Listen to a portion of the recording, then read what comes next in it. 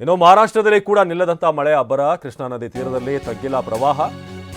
ಯಡೂರ ಸ್ಮಶಾನ, ಗೋಶಾಲೆ ಎಲ್ಲವೂ ಕೂಡ ಮುಳುಗಡೆ ಆಗಿದೆ. ಯಡೂರಿನಲ್ಲಿ ಕೃಷ್ಣಾ ನದಿ ತೀರದಲ್ಲಿ ಇನ್ನೂ ಕೂಡ ಪ್ರವಾಹ ತಗ್ಗಿಲ್ಲ.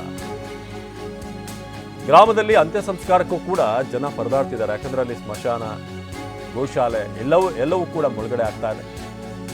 ಗೋಶಾಲೆಯ 100 ಗೋವುಗಳನ್ನ ಈಗ ಸ್ಥಳಾಂತರ ಮಾಡಲಾಗಿದೆ. 10 ಅಂಗಡಿ, 50ಕ್ಕೂ ಅಧಿಕ ಮನೆ ಜಲಾವೃತವಾಗಿದೆ. ಜಮೀನಿನಲ್ಲಿದ್ದಂಥ ಮನೆಗಳು ಭಾಗಶಃ ಮುಳುಗಡೆ ಆಗಿದೆ. ಬೆಳಗಾವಿ ಜಿಲ್ಲೆ ಚಿಕ್ಕೋಡಿಯ ಯಡೂರ ಗ್ರಾಮ ಕೃಷ್ಣಾ ನದಿ ಹೊರಹರಿವು 3 ಲಕ್ಷ ಕ್ಯೂಸೆಕ್ ಇರೋದ್ರಿಂದ ಪ್ರವಾಹ ತಗ್ತಾ ಇಲ್ಲ. ನೀವೀಗ ದೃಶ್ಯದಲ್ಲಿ ನೋಡ್ತಿರೋ ಹಾಗೆ ಗೋಶಾಲೆ, ಸ್ಮಶಾನ ಎಲ್ಲವೂ ಕೂಡ ಮುಳುಗಿ ಹೋಗ್ತಾ ಇದೆ. ನದಿ ತೀರದಲ್ಲಿ ಇನ್ನೂ ಕೂಡ ಪ್ರವಾಹ ಪರಿಸ್ಥಿತಿ ನಿರ್ಮಾಣ ಆಗಿದೆ. ಸೊ ಸಾಧ್ಯಮಾನೆ ನಮ್ಮ ಪ್ರತಿನಿಧಿ ಒಂದು ಪ್ರತ್ಯಕ್ಷ ವರದಿ ಕೊಟ್ಟಿದ್ದಾರೆ, ಬನ್ನಿ ನೋಡೋಣ. ಕೃಷ್ಣಾ ನದಿ ಅಬ್ಬರಕ್ಕೆ ಇದೀಗ ಯಡೂರು ಗ್ರಾಮದಲ್ಲೂ ಕೂಡ ಪ್ರವಾಹದ ಪರಿಸ್ಥಿತಿ ನಿರ್ಮಾಣ ಆಗಿರುವಂಥದ್ದು. ನಾನೀಗ ಕೃಷ್ಣಾ ನದಿ ತಟದಲ್ಲೇ ಇದ್ದೇನೆ. ಯಾವ ರೀತಿಯಾದಂತಹ ಪರಿಸ್ಥಿತಿ ಇದೆಯಲ್ಲ ಅನ್ನುವಂಥದ್ದನ್ನು ತೋರಿಸ್ತಾ ಹೋಗ್ತಾನೆ.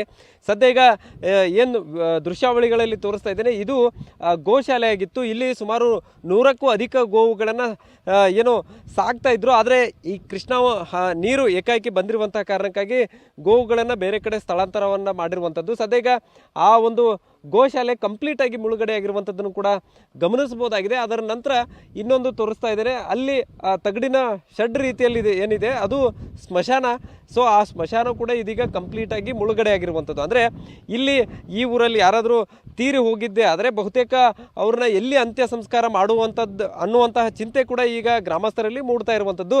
ಸೊ ಅದು ಒಂದು ಕಡೆ. ಆದರೆ ಇನ್ನೊಂದು ಭಾಗದಲ್ಲಿ ತೋರಿಸ್ತೇನೆ, ಸಾಕಷ್ಟು ಅಂಗಡಿ ಮುಂಗಟ್ಟುಗಳು ಕೂಡ ಈಗಾಗಲೇ ಮುಳುಗಡೆ ಆಗಿರುವಂಥದ್ದು. ಕಂಪ್ಲೀಟ್ ಆಗಿ ಅಂಗಡಿಗಳು ಮುಳುಗಡೆ ಆಗಿದ್ದಾವೆ. ಅದರ ಜೊತೆಗೆ ಅಂಗಡಿ ಪಕ್ಕದಲ್ಲಿದ್ದಂತಹ ಸಾಕಷ್ಟು ಮನೆಗಳು ಕೂಡ ಈಗಾಗಲೇ ಜಲಾವೃತಗೊಂಡಿರುವಂಥದ್ದು. ಸಾವಿರಾರು ಹೆಕ್ಟೇರ್ ಪ್ರದೇಶ ಈಗಾಗಲೇ ಕಬ್ಬು ಕಂಪ್ಲೀಟ್ ಆಗಿ ಜಲಾವೃತಗೊಂಡಿದೆ. ನದಿಯ ಆ ಕಡೆ ಭಾಗದಲ್ಲಿ ಕೆಲವೊಂದಿಷ್ಟು ಮನೆಗಳನ್ನು ತೋರಿಸ್ತಾ ಇದ್ದೇನೆ. ಜಮೀನುಗಳಲ್ಲಿ ಏನು ರೈತರು ಮನೆಗಳನ್ನು ಕಟ್ಕೊಂಡಿದ್ರು, ಆ ಮನೆಗಳು ಕೂಡ ಈಗಾಗಲೇ ಮುಳುಗಡೆ ಆಗಿರುವಂತಹ ಕಾರಣಕ್ಕಾಗಿ ಮನೆಗಳನ್ನು ತೊರೆದು ಈಗ ಕಾಳಜಿ ಕೇಂದ್ರ ಮತ್ತು ಕೆಲವೊಂದಿಷ್ಟು ಜನರದ್ದು ಊರಲ್ಲಿ ಕೆಲವೊಂದಿಷ್ಟು ಮನೆಗಳು ಏನಿದ್ವು ಅಲ್ಲಿ ಕೂಡ ಶಿಫ್ಟ್ ಆಗುವಂಥದ್ದನ್ನು ಈಗಾಗಲೇ ಮಾಡಿರುವಂಥದ್ದು. ನಿರಂತರವಾಗಿ ಈ ಒಂದು ಮಳೆಯಿಂದಾಗಿ ನದಿಯ ಪ್ರಮಾಣ ಮಾತ್ರ ಏರಿಕೆ ಆಗ್ತಾ ಇದೆ. ಇದರಿಂದ ಸಾಕಷ್ಟು ಕುಟುಂಬಗಳು ಈಗಾಗಲೇ ನಲಿಗೆ ಹೋಗ್ತಾ ಇರುವಂಥದ್ದು. ಊರಲ್ಲಿ ಸ್ಮಶಾನಗಳು ಮುಳುಗಡೆ ಆಗಿರುವಂತಹ ಕಾರಣಕ್ಕಾಗಿ ಸದ್ಯ ಈಗ ಎಲ್ಲಿ ಉಳೋದನ್ನುವಂತಹ ಪ್ರಶ್ನೆ ಕೂಡ ಮೂಡ್ತಾ ಇರುವಂಥದ್ದು. ನಮ್ಮ ಜೊತೆಗೆ ಗ್ರಾಮಸ್ಥರಿದ್ದಾರೆ, ಅವ್ರನ್ನ ಮಾತಾಡಿಸ್ತೇನೆ. ಯಾವ ರೀತಿ ಪರಿಸ್ಥಿತಿ ಐತ್ರಿ ನಿಮ್ಮೂರಾಗಿ? ಪರಿಸ್ಥಿತಿ ಎಲ್ಲ ಹದಗೆಟ್ಟಿತ್ರಿ ಸರ್. ನೀರು ಬಂದಿದೆ ಅಂತ ಏರಾದ ಯಾರು ತಿರ್ಕೊಂಡ್ರೆ ಹೋಗಿಲಕ್ಕೆ ಜಾಗಿಲ್ಲ. ದನ ಕರುಗಳಿಗೆ ಮೇವಿಲ್ಲ. ಎಲ್ಲ ನೀರಿನ ಸಮಸ್ಯೆ ಆಗಿ ಅಂಗಡಿ ಎಲ್ಲ ಮುಳುಗಡೆ ಆಗೈತಿ. ದೇವಸ್ಥಾನ ಮುಳುಗಡೆ ಆಗಿದೆ.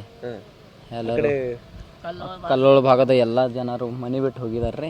ಈ ಕಡೆ ಭೀ ನಮ್ಮ ಇಲ್ಲಿ ಹೊಲದಾಗಿನೂ ಭೀ ಎಲ್ಲ ಹೋಗಿದಾವ್ರಿ. ಆ ಕಡೆ ಇದ್ದವ್ರು ಅಷ್ಟೇ ಇದಾರೆ.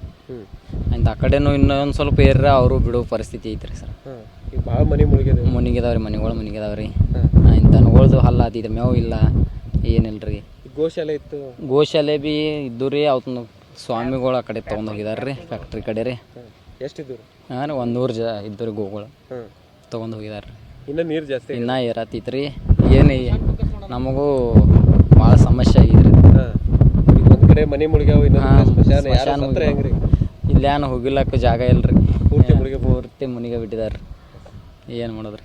ಸೊ ಇದಿಷ್ಟು ಸದ್ಯ ಈಗ ಈ ಒಂದು ಭಾಗದಲ್ಲಿ ಸಾಕಷ್ಟು ಪ್ರವಾಹ ಅನಾನುಕೂಲಗಳನ್ನು ಸೃಷ್ಟಿಸ್ತಾ ಇರುವಂಥದ್ದು. ಮುಖ್ಯವಾಗಿ ಒಂದು ಕಡೆ ಮನೆಗಳನ್ನು ಕರೆದುಕೊಂಡು ಸಾಕಷ್ಟು ಜನ ಬೀದಿಗೆ ಬಂದರೆ, ಇನ್ನೂ ಕೆಲವೊಂದಿಷ್ಟು ಕಡೆಗಳಲ್ಲಿ ಊರಲ್ಲಿರುವಂಥ ಸ್ಮಶಾನಗಳು ಕೂಡ ಮುಳುಗಡೆಯಾಗಿ ಸಾಕಷ್ಟು ಪರದಾಡುವಂಥ ಪರಿಸ್ಥಿತಿ ನಿರ್ಮಾಣ ಆಗಿರುವಂಥದ್ದು. ಅದರ ಜೊತೆಗೆ ಸಾವಿರಾರು ಹೆಕ್ಟೇರ್ ಪ್ರದೇಶದಲ್ಲಿ ಬೆಳೆದಂಥ ಬೆಳೆ ಕೂಡ ಮುಳುಗಡೆಯಾಗಿದೆ. ಹೀಗಾಗಿ ಈ ಒಂದು ಚಿಕ್ಕೋಡಿ ಭಾಗದ ಜನರು ಮತ್ತು ರೈತರು ಸಾಕಷ್ಟು ಸಂಕಷ್ಟಕ್ಕೆ ಸಿಲುಕಿರುವಂಥದ್ದು. ಕ್ಯಾಮರಾಮನ್ ಪ್ರವೀಣ್ ಜೊತೆ ಸಹದೇವ್ ಮನೆ, TV9 ಬೆಳಗಾವಿ.